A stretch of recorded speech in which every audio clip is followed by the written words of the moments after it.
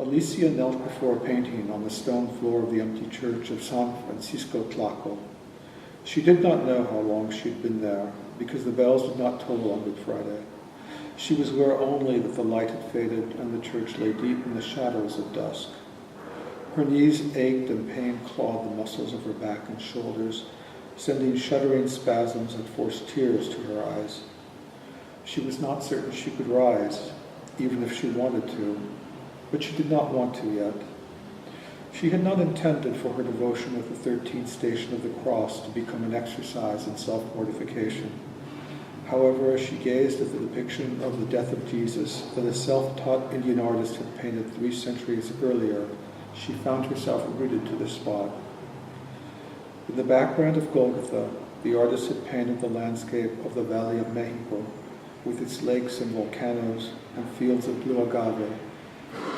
Jesus himself was no more than a half-naked Indian boy whose face was veiled with streams of blood that ran from a crown of cactus thorns.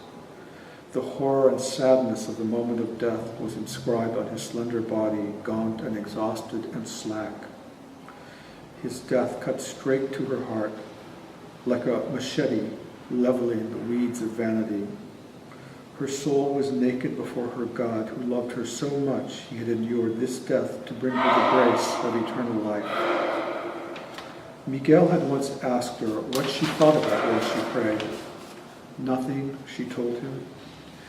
But you spend so many hours at it, you must be thinking of something. No, she insisted quietly, I think of nothing. He had looked at her with the same frowning expression with which she regarded obstinate patience.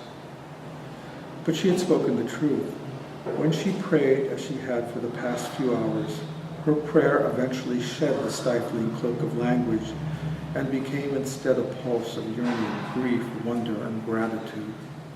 It felt physically as if her entire body and all its complex system had become concentrated in her heartbeat. Mentally, where thought would have been, there was instead an enveloping sensation of light. Rarely was it as powerful as the light of the sun. Rather, it was like the flickering of the flame of a votive candle, which for as long as it lasted, suffused her with feelings of peace and well-being unrelated to any person or object in the world. She did not leave her body as she had read that the saints did when they prayed. To the contrary, it seemed to her that she more deeply entered her body until she touched the center of all existence, including her own, sometimes for no more than a second, sometimes for a little longer.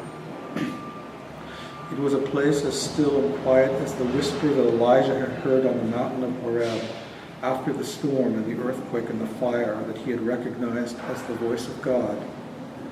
She wondered what Miguel would have made of it had she answered his question about what went through her mind as she prayed by saying, I listened for the whisper of God.